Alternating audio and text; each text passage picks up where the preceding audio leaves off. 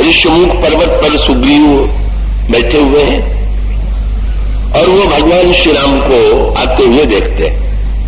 और ये अद्भुत प्रसंग है जिसमें भक्त ने भगवान को परखा और भगवान ने भक्त को परखा। ये एक अनोखा प्रसंग है। पर श्री सुग्रीव जो है वो अच्छे पारखी नहीं, क्योंकि श्री राम और लक्ष्मण को देख करके उनके आतंकित मन में यही कल्पना हुई कि बाली ने मेरा वध करने के लिए ही इन दोनों राजकुमारों को भेजा। और अगर सुग्रीव के चरित्र में दुर्बलता है तो एक विशेषता भी है। क्या? कि वे जानते हैं कि मेरी दृष्टि जो है वो पूरी तरह से सही नहीं। उनको अपनी दृष्टि की अपेक्षा हनुमान जी की दृष्टि पर अधिक विश्वास है। यहां एक थोड़ा गंभीर सूत्र में देना चाहूंगा, तो जो विश्वास आप पूरी एकाग्रता से सुनेंगे। सुग्रीव के साथ हनुमान जी का होना क्यों आवश्यक है? तो आध्यात्मिक अर्थों में हनुमान जी की कई भूमिकाएं हैं और उन अनेक भूमिकाओं में हनुमान जी का वर्णन एक वैराग्य के रूप में किया गया। विनय पत्रिका में गोस्वामी जी कहते हैं प्रबल वैराग्य दारुण प्रभंजन तले। और सुग्रीव का वर्णन किया गया ज्ञान सुग्रीव कृत जलधि सेतु। सुग्रीव ज्ञान, तो ये हनुमान जी और सुग्रीव की जो जोड़ी है वो मानो आध्यात्मिक अर्थों में ज्ञान वैराग्य की जोड़ी। और मान्यता ये है कि जैसे दो आंखें व्यक्ति के बाहर होनी चाहिए और तभी दृष्टि में पूर्णता होती है, इसी प्रकार से अंतःकरण में भी दो दृष्टि चाहिए। और वो क्या है? बोले ज्ञान विराग नयन उर्गारी। एक आंख ज्ञान है और दूसरा आंख वैराग्य। और इसका अभिप्राय क्या? राग का अर्थ जो है वो रंग देना है। रंग को राग के रूप में कहते हैं। और इसका अभिप्राय यह है कि आप यदि अपने नेत्र पर कोई रंगीन चश्मा चढ़ा ले, रंगीन कांच चढ़ा ले, तो सामने वाली वस्तु दिखाई तो देगी, पर जिस रंग का कांच आपने शीशा लगा लिया है उसी रंग की वो वस्तु दिखाई देगी। और इसका अर्थ क्या? कि कितना भी ज्ञानवान व्यक्ति क्यों न हो, पर अगर आंखों पर राग का रंग चढ़ा हुआ है तो राग से जब आप किसी को देखेंगे तो आप उसके रंग को बदला हुआ पाएंगे। वो आपके रंगीन अंतःकरण का प्रतिबिंबित करने वाला रंग होगा।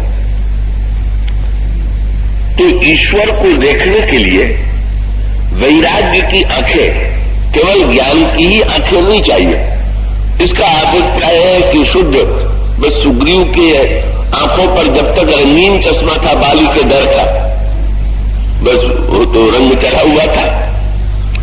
बड़े बुद्धिमान हैं, लेकिन बाली के डर से इतने आतंकित हैं कि जब उस आतंक भरी दृष्टि से वे श्री राम और लक्ष्मण को देखते हैं तो उन दोनों में भी बाली ही दिखाई देता, बाली का ही संबंध दिखाई देता।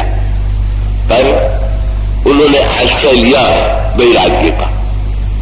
उन्होंने सोचा कि निश्चित रूप से बाली के भेजे हुए मुझे मारने के लिए आ रहे हैं, लेकिन उनको हनुमान जी की आंखों पर बड़ा भरोसा है।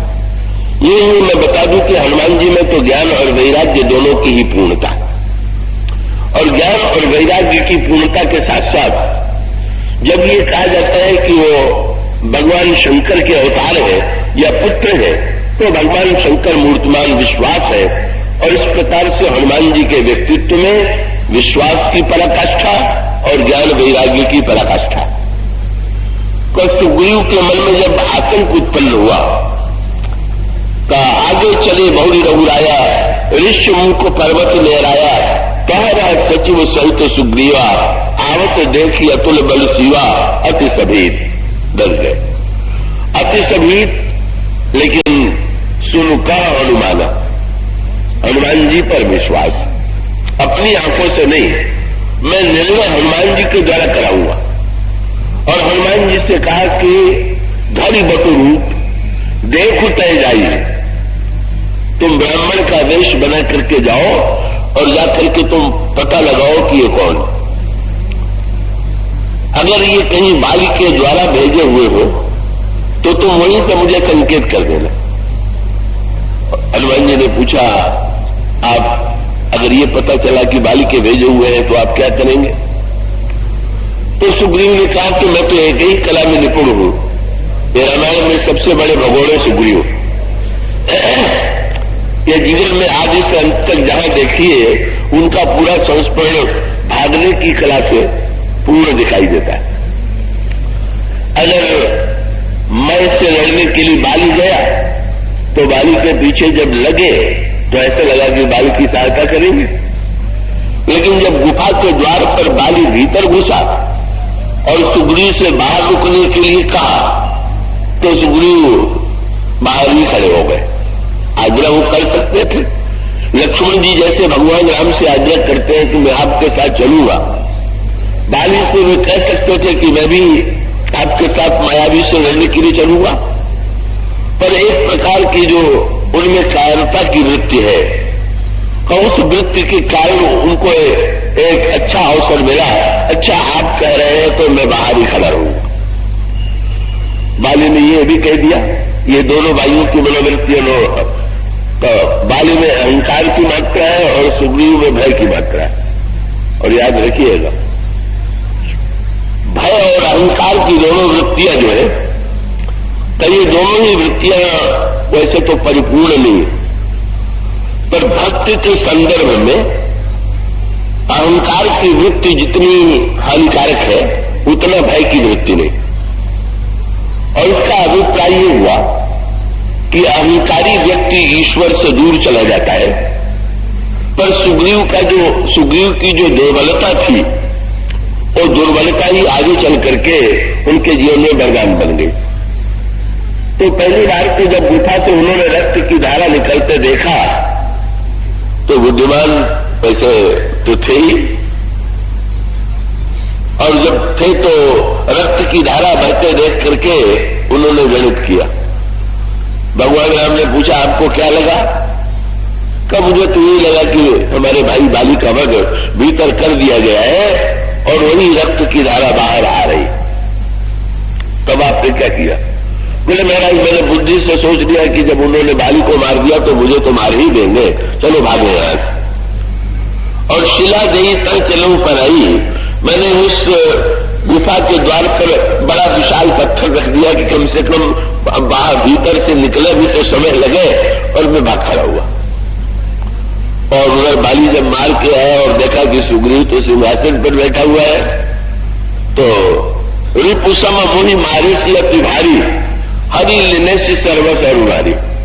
बाली को इतना बुरा लगा कि उसने मेरा सर्वस्व संपत्ति और मेरी पत्नी को भी छीन लिया। प्रभु ने पूछा, तुमने क्या किया? बोले, ताके भय रघुवीर कृपाला, सकल भुवन में फिरो बिहाला। मैं भागता रहा सारे संसार में इधर से उधर तक, और इस समय भी योजना भागने की है। बोले, पठे बाली हो ही मन मैला, भागो तुरंत तजू यह सैला। अगर आप वहां से संकेत कर दीजिएगा कि बाली के भेजे हुए आए हैं तो मैं तो भाग जाऊंगा, आप तो अपनी रक्षा करने में सक्षम है, लेकिन मैं तो निश्चित रूप से भागूंगा। बहुत बड़ा मनोवैज्ञानिक प्रसंग है। जब भगवान राम ने बाली से लड़ने के लिए भेजा और बाली का मुक्का लगा तो फिर वही स्वभाव, मुष्टि प्रहार वज्र सम लागा, और तब सुग्रीव विकल हो भागा। और जो सुग्रीव भागे तो लक्ष्मण जी ने प्रभु से कहा कि प्रभु कितना भी वित्त बनाइए पर स्वभाव थोड़ी बदलता। देख लीजिए, पूरे संस्मरण में भागने का ही इतिहास इस व्यक्ति ने सुनाया और आज भी भाग ही रहा। पर प्रभु ने लक्ष्मण जी को एक कहकर के संतोष दिया। बोले, लक्ष्मण, भागने में अंतर है क्या? बोले, मायावी के डर से भागा तो घर गया, और बाली के बाली ने छीन लिया तो पहली बार भागा तो घर में घुस करके डर से बचने की चेष्टा की, और दूसरी बार जब घर में भी संकट आ गया तो भाग करके ऋषिमुख पर्वत पर आ गया। ये ऋषिमुख पर्वत जहां ऋषि लोग मुख रूप से निवास करते हैं वो ऋषिमुख पर्वत है। और उसका अभिप्राय है कि दूसरी बार डरा तो, लेकिन डर करके भय बचाने के लिए सत्संग के पर्वत पर चला है, इसलिए उन्नति तो हुई। पहली बार डरा तो संसार की ओर गया, दूसरी बार डरा तो संतों की ओर गया, और आज बाली के मुक्के से डरा तो मेरे ही पास तो आया। इसलिए जब डर मेरे पास किसी को पहुंचा दे तो तुम उसके डर की निंदा मत करो। भय के मारे से ही व्यक्ति ईश्वर के पास, ईश्वर की शरण में चला जाए, ये तो भय का सबसे श्रेष्ठ सदुपयोग है। कि व्यक्ति अगर निर्भय है तो निर्भयता का सदुपयोग करे, जैसा हनुमान जी के व्यक्तित्व में है, और यदि भय है तो उसका वो सदुपयोग का, सुग्रीव के भय का सदुपयोग भी यदि हुआ तो हनुमान जी की कृपा से ही हुआ। तो सुग्रीव जो है वो हनुमान जी का आश्रय